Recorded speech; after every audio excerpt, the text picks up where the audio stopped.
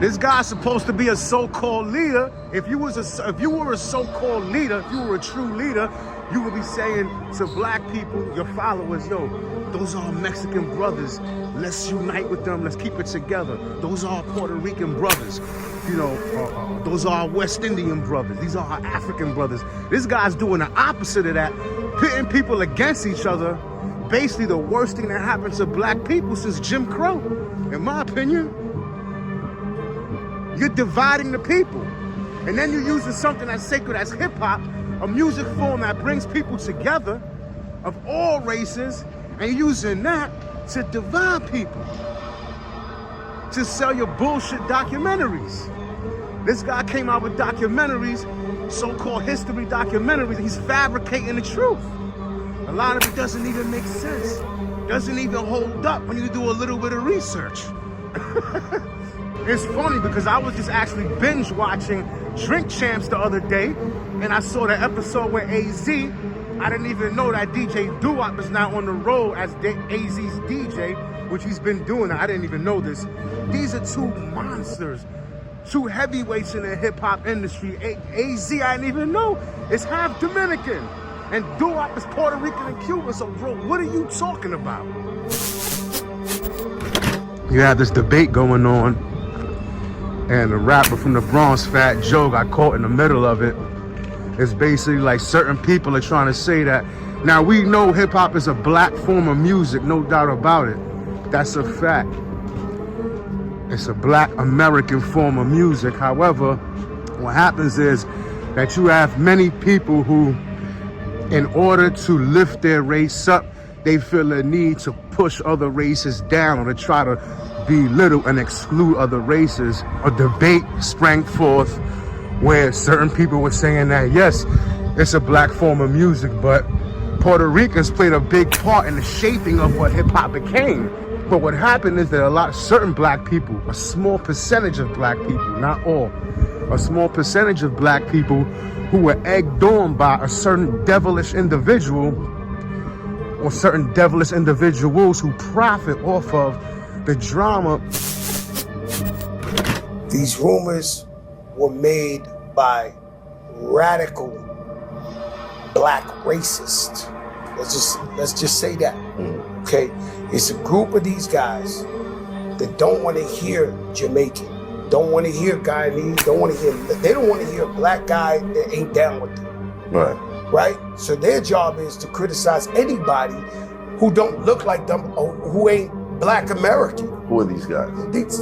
You want me to say a name? We're gonna give them too much clout. I mean, the FBA. I'm just keeping it a buck. And their shit is to attack everybody on Twitter. You see this nigga who run them? Like, you know, your leader? No, man. You gotta be fucking kidding me, man. And so they trying to change the narrative. They're not from New York. Right. So they telling a whole nother story. This was whoopity-doop-wop.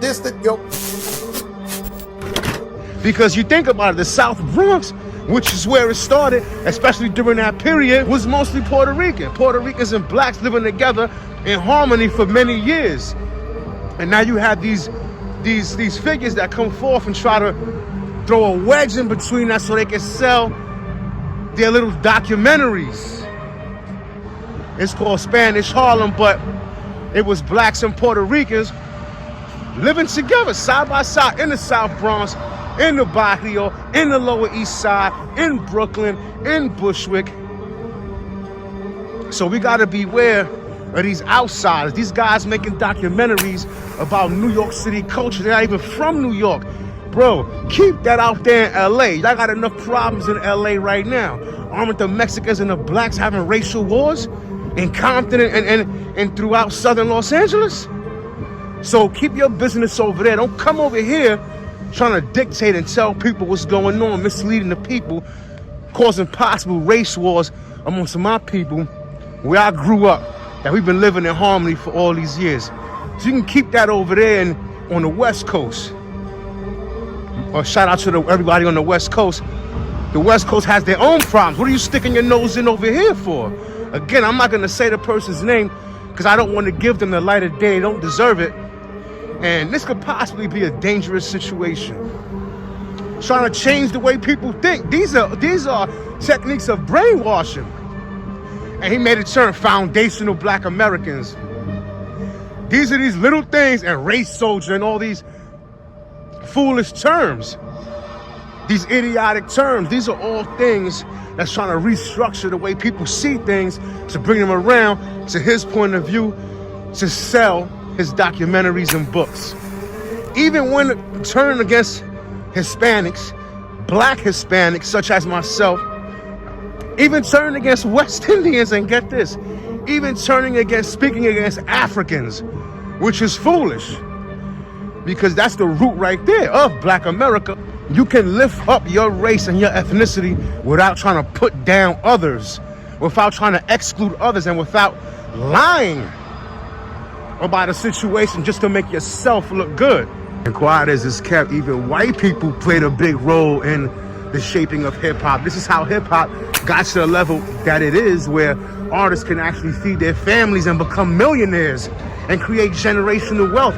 Part of that was because white people who were on the inside, who believed in the movement, who believed in the art form, paved the way and opened the door so people can get through. So yes, it's a black form of music, but you can't exclude everybody else.